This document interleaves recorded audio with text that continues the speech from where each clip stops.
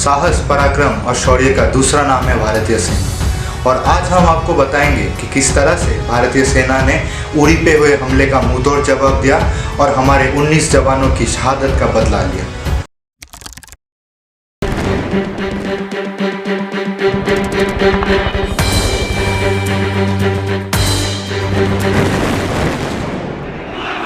Any officer, set over me, even to the peril of my life.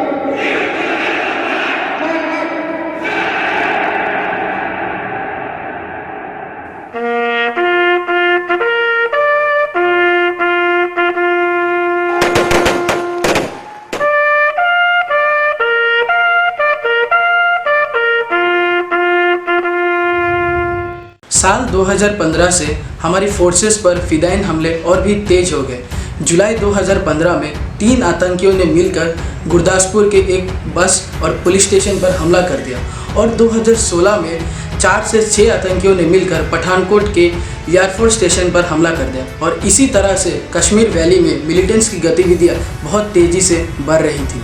18 सितंबर 2016 सुबह के लगभग 5:30 बजे 4 आतंकी उरी में हमारे सेना के ब्रिगेड हेडक्वार्टर में घुस जाते। उस समय हमारे जवान टेंट में आराम कर रहे थे और इसी बात का फायदा उठाते हुए उन आतंकियों ने 3 मिनट के अंदर 17 ग्रेनेड हमारे सेना पे फेंक देते, जिससे कि हमारे 19 जवान शहीद हो जाते और 20 जवान घायल हो जाते।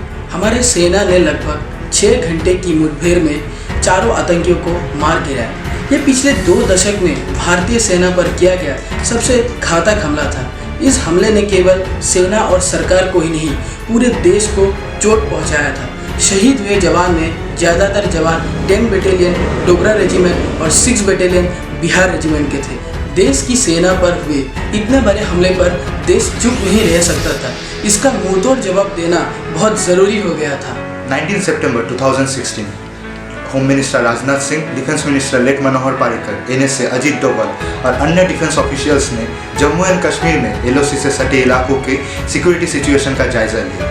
20 सितंबर NIA ने उरी में हुए अटैक का FIR फाइल किया और जांच को जम्मू एंड कश्मीर पुलिस से अपने अंडर लिया। जहां एक तरफ उरी पर भारी सुरक्षा बल तैनात कर दिया गया, वहीं दूसरी तरफ LOC पर भारत और पाकिस्तान दोनों मुल्कों की सेना हाई अलर्ट पर थी।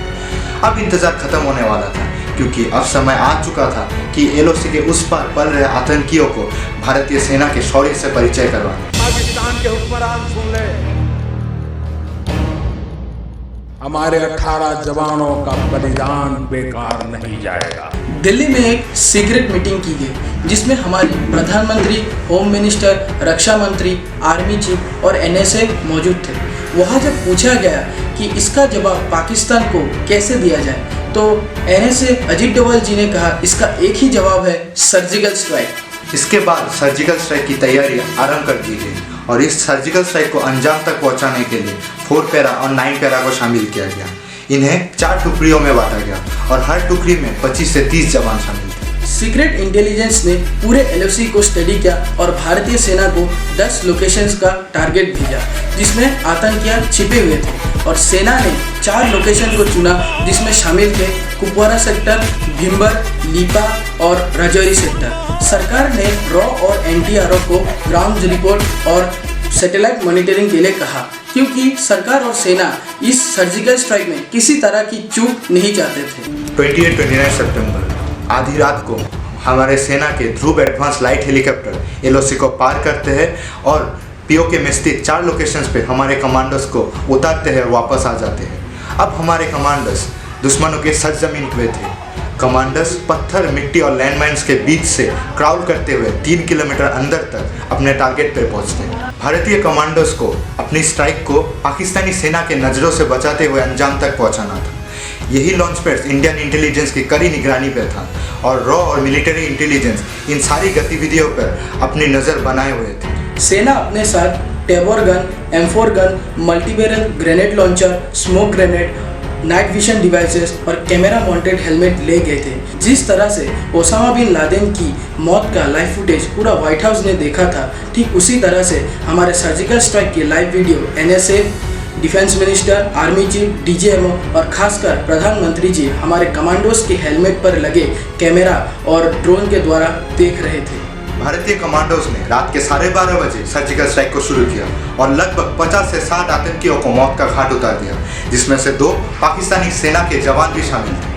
भारतीय सेना ने 4 जगहों पर सर्जिकल स्ट्राइक को अंजाम दिया और सुबह के 4:30 बजे तक वतन वापस लौट आए थे। इस सर्जिकल स्ट्राइक से पूरी दुनिया को यह संदेश मिल चुका था कि भारत पे अगर कोई हमला होता है तो वो चुप नहीं बैठेगा। ये नया भारत था, इसे शांति का संदेश देना भी आता है और दुश्मनों के घर में घुस के उसे मौत का घाट उतारना भी आता है। हमारे बहादुर कमांडोज ने 19 जवान के बलिदानों को बेकार जाने नहीं दिया और उन्होंने उनका बदला लेकर पूरे देश को सुकून पहुंचाया। जय Hind.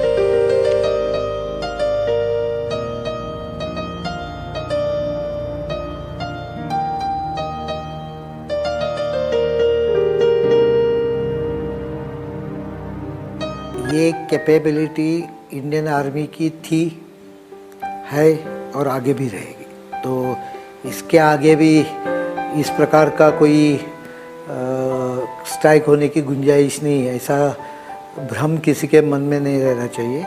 Indian army is capable of doing even a bigger exercise with higher fire power capability.